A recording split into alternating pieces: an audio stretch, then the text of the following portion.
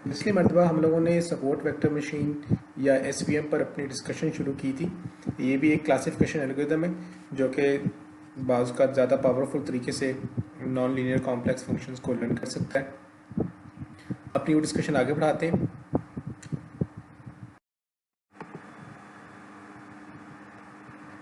पिछली मरतबा जो 2-3 मेजर चीज़ें हमने की थी उनका रिकैप कर लेते हैं। एक तो हमने ये देखा था कि एसवीएम का कॉस्ट फंक्शन किस तरह का नज़र आता है। हमने ये काम कैसे किया था, हमने लॉजिस्टिक रिग्रेशन के कॉस्ट फंक्शन को ट्रांसफॉर्म किया into cost function of SVM. अगर हम रिकॉल करें तो लॉजिस्टिक रिग्रेशन का कॉस्ट फंक्शन कुछ इस तरह का था जिसमें minus log h of x और minus log 1 minus h of x की टर्म्स मौजूद हैं। हमने इसको पिछले मरतबा ट्रांसफॉर्म किया था इनटू दिस फॉर्म जिसमें minus log h of x और minus log 1 minus h of x वाली टर्म्स की जगह कॉस्ट 1 थीटा एक्स और कॉस्ट 0 थीटा एक्स थी। ये कॉस्ट 1 कॉस्ट 0 क्या थी, अगर हम रिकॉल करें तो ये cost of producing hypothesis if y is equal to 1 it was termed as cost 1 and the cost of producing an hypothesis when y is equal to 0। तो ये दो टर्म्स कॉस्ट 1 एंड कॉस्ट 0 थी। इनके पीछे इनके प्लॉट्स किस तरह नज़र आते हैं वो भी हमने पिछली दफ़ा देख लिए थे। अच्छा, एक तो हम अगर देखें ये डिफरेंस है हमारे इन दोनों फंक्शंस की शक्ल में। दूसरा जो डिफरेंस इन फंक्शंस की शक्ल में नज़र आ रहा है वो डिफरेंस हमें 1/m की टर्म्स नीचे वाले फंक्शन में नज़र नहीं आ रही एसवीएम वाले फंक्शन में। तो 1/m की टर्म्स हमने निकाल दी थी। ये निकालने से हमारे फंक्शन पर क्या फ़र्क पड़ेगा, या हमारी मिनिमाइजेशन पर क्या फ़र्क पड़ेगा, या हमारे मिनिमाइज होने वाले फंक्शन जो पैरामीटर इस फंक्शन को मिनिमाइज करते हैं उन पर क्या फ़र्क पड़ेगा। ये हमने एक छोटी सी क्लास एक्टिविटी के जरिए देख लिया था। आप लोगों ने खुद से एक क्लास एक्टिविटी के अंदर देखा कि वो जो एक फंक्शन एक्टिविटी में गिवन था a+1 का स्क्वायर -6, इसमें a की वैल्यू जो इस फंक्शन को मिनिमाइज कर रही थी वो -1 थी। और जब हमने इसी फंक्शन को एक वैल्यू 100 से मल्टीप्लाई किया था, एक मल्टीप्लाइंग फैक्टर 100 रखा था, तब भी a की वैल्यू उस रिजल्टेंट फंक्शन को मिनिमाइज करने वाली जो थी वो -1 ही थी। तो हमारे वो पैरामीटर्स जो फंक्शन को मिनिमाइज करते हैं उनकी वैल्यू सेम रहती है, चाहे हम उसको एक कांस्टेंट से मल्टीप्लाई करें अपने फंक्शन को या ना करें।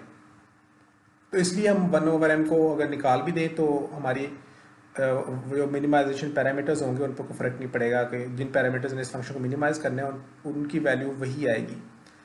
तो हमने वो 1/m की टर्म निकाल दी। नीचे वाले फंक्शन में एसवीएम में आपको ये टर्म्स नज़र नहीं आ रही होंगी।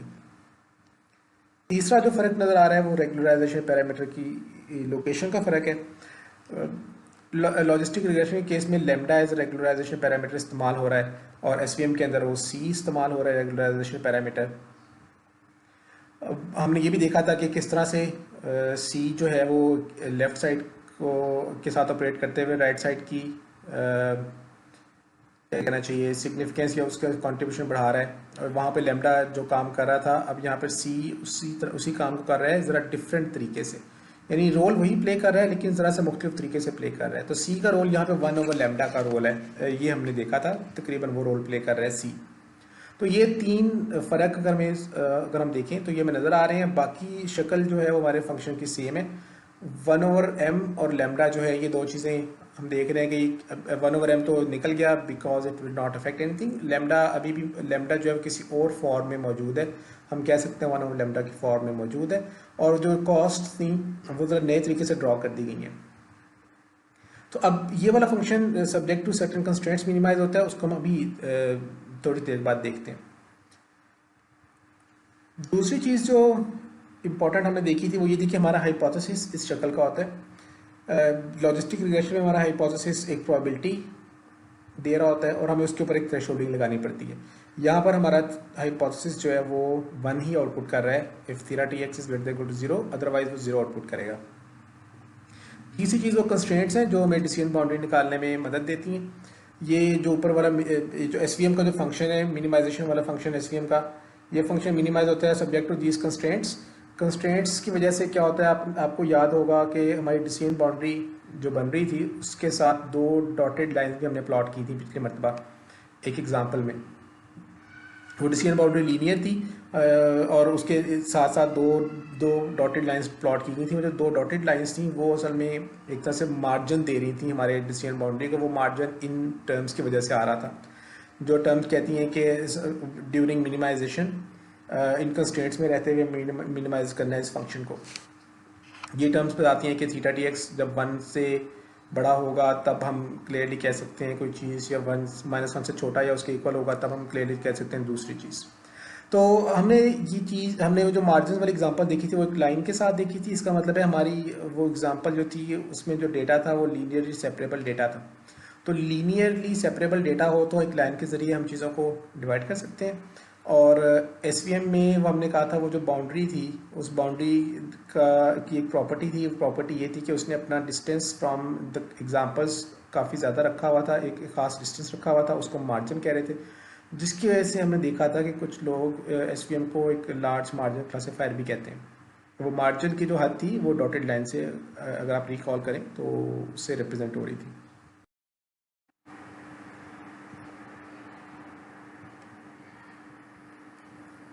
अब हम ज़रा देखते हैं कि एसवीएम इस्तेमाल करना हो तो क्या करें। हमने लीनियर रिग्रेशन के लिए क्या किया था कि हमने ग्रेडियंट डिसेंट की अपनी इम्प्लीमेंटेशन की थी। क्या हमें एसवीएम के लिए भी ऐसे करना चाहिए? नहीं, एसवीएम के लिए ऐसे करने की कोई ज़रूरत नहीं है। एसवीएम के लिए हम कह रहे हैं कि एक तो हमें इम्प्लीमेंटेशन डिटेल्स बहुत सारी चाहिए होंगी और काफ़ी सारा काम हमें उसकी समझने में करना पड़ेगा इस एल्गोरिथम को। और दूसरा ये कि एग्जिस्टिंग लाइब्रेरीज बड़े अच्छे तरीके से ऑप्टिमाइज तरीके से उन्होंने इसको इम्प्लीमेंट किया हुआ है, तो हमें उसी का फ़ायदा उठाना चाहिए। अगर हम पाइथन में काम कर रहे हैं तो हमारे पास एक लाइब्रेरी साइकिट-लर्न है। साइकिट-लर्न में से आप एसवीएम का मॉड्यूल इंपोर्ट कर सकते हैं और फिर उसको इस्तेमाल कर सकते हैं to get values for parameters theta. आप मैटलैब में काम करें वहाँ पर भी आपको एक लाइब्रेरी मिल जाएगी, पैकेज मिल जाएगा इस काम के लिए, यानी जो बना बनाया एसवीएम है। तो आप किसी भी टूल में काम कर रहे हो आपको बनी बनाई लाइब्रेरी मिल जाएगी और आपको वो एग्जिस्टिंग इम्प्लीमेंटेशन ही इस्तेमाल करनी चाहिए। जब आप किसी भी लाइब्रेरी को इस्तेमाल कर रहे हो, जब आप एसवीएम इन्वोक करेंगे तो आपको कुछ पैरामीटर्स देने पड़ेंगे, कुछ वैल्यूज़ बतानी पड़ेंगी। उनमें से आपको एक तो सी बताना पड़ेगा। सी का तो हमें पता है सी क्या होता है। सी क्या है? सी एक रेगुलराइजेशन पैरामीटर है। लास्ट टाइम हमने देख लिया था कि वो उसका रोल क्या है। ये तो हम दे सकते हैं। अगर हम इवन नहीं भी देते तो जो पर्टिकुलर इम्प्लीमेंटेशन है उसने कोई ना कोई डिफ़ॉल्ट वैल्यू रखी होगी इसकी सी की, या तो रखा हुआ होगा या कोई और वैल्यू रखी होगी। तो ये तो इतना मसला नहीं है। दूसरी जो चीज़ हमें बतानी पड़ेगी एसवीएम को, वो कर्नल है।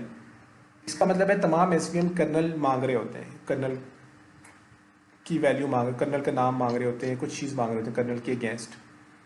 कर्नल क्या है? कर्नल अभी समझ लेंगे कोई एक फंक्शन है, अभी ऐसे ही समझ लेते हैं इसको। तो कर्नल, लेकिन हमने तो कर्नल की बात ही नहीं की थी अभी तक, और हमने एसवीएम इस्तेमाल भी करके देखा, यानी एक तस्वीर बना के हमने देखा कि एसवीएम के ज़रिए हम एक डिसीजन बाउंड्री ड्रॉ कर सकते हैं और उस डिसीजन बाउंड्री में हमने दोनों साइड्स पे डॉटेड लाइन के साथ एक मार्जिन भी देखा था कि मार्जिन भी मिलता है हमें। इसका मतलब हमें ये लगता है कि शायद बाज़ का हम विदाउट कर्नल्स भी काम कर सकते हैं। तो कर्नल का लफ्ज़ अगर ना भी हमें पता हो तो हम एसवीएम इस्तेमाल कर सकते हैं, बिल्कुल कर सकते हैं। अगर हमारा डेटा लीनियरली सेपरेबल हो तो हम कर्नल का लफ्ज़ हमें नहीं भी पता तो हम एसवीएम इस्तेमाल कर लेंगे, जैसे कि एसवीएम डॉट लीनियर एसवीसी हमारी मदद कर देगा। तो इसका मतलब क्या है कि हमने कोई कर्नल इस्तेमाल नहीं किया? इसका मतलब है कि हमने लीनियर कर्नल इस्तेमाल किया। तो SVM always requires the mention of a kernel. तो if there is no kernel तो विल से कि it is linear kernel. Linear kernel क्या करेगा? लीनियर कर्नल कहेगा कि जी y is equal to 1 if theta T x greater than equal to 0। और ये कब काम आएगा? जब हमारा डेटा लीनियरली सेपरेबल है। अगर डेटा लीनियरली सेपरेबल नहीं है तो फिर तो लीनियर कर्नल यकीनन हमें अच्छी डिसीजन बाउंड्री निकाल कर नहीं दे सकता। कुछ और एग्जांपल्स देख लेते हैं कर्नल की। एक एग्जांपल देख लेते हैं क्या है। एक कर्नल ये इस्तेमाल होता है, गॉसियन कर्नल कहते हैं इसको। ये तो गॉसियन कर्नल है, इसकी आपको शक्ल नज़र आ रही है कि इसमें एक नया पैरामीटर आ गया है जिसका नाम है थीटा, सॉरी सिग्मा। ये जो सिग्मा पैरामीटर है, अब हमें ये बताना पड़ेगा अगर हम गॉसियन कर्नल इस्तेमाल कर रहे हैं तो एल और एक्स को आप सेम समझें तो आपको इसमें भी परेशानी की ज़रूरत नहीं पड़ेगी, परेशान होने की ज़रूरत नहीं पड़ेगी। अभी आप समझें ये सेम है एल एल एक्स। इसका मतलब है कि न्यूमरेटर 0 हो रहा होगा, न्यूमिनेटर 0 हो रहा होगा तो इस पूरे टर्म की वैल्यू फॉर एग्जांपल ये एक्सपोनेंट है, ये 1 आ जाएगी। तो इस जो 1 आया, हमने कहा कि फीचर हमने निकाल लिया है किसी एक पर्टिकुलर एग्जांपल x के अगेंस्ट।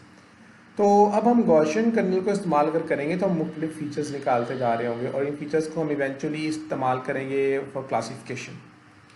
हम आगे जाके अभी देखेंगे कि गॉसियन कर्नल कैसे इस्तेमाल होता है। इस तरह के कर्नल्स की ज़रूरत क्यों पड़ती है वो हम देख लेते हैं ज़रा। जैसे मैंने कहा कुछ देर पहले कि अगर डेटा लीनियरली सेपरेबल नहीं है तो हम लीनियर कर्नल को इस्तेमाल नहीं कर सकते। Recall an example from logistic regression discussion. हमने देखा था कि बाज़ औक़ात हमें नॉन लीनियर डिसीजन बाउंड्री चाहिए होती है। जैसे यहाँ पर रेड और ब्लू जो डेटा पॉइंट्स हैं इनके बीच में एक रेड कलर की डिसीजन बाउंड्री ड्रॉ की गई है। ये डिसीजन बाउंड्री एसवीएम के तहत ड्रॉ नहीं की गई, ये वैसे ही मैंने ड्रॉ कर दी है इधर। तो ये डिसीजन बाउंड्री इन दोनों क्लासेस को सेपरेट कर रही है। अब इस तरह की डिसीजन बाउंड्री या इससे मिलती जुलती डिसीजन बाउंड्री लर्न करने के लिए लीनियर तो नहीं हो सकता हमारा कर्नल। तो अब हमें जो कर्नल चाहिए होंगे वो डिफरेंट कर्नल चाहिए होंगे, तो वो हो सकता है हमारा गॉसियन कर्नल हमारी मदद कर दे इस चीज़ के अंदर। तो आगे जाके अभी देखते हैं हम कि इन कर्नल्स के इस्तेमाल के साथ या इन कर्नल्स की मौजूदगी में जो नॉन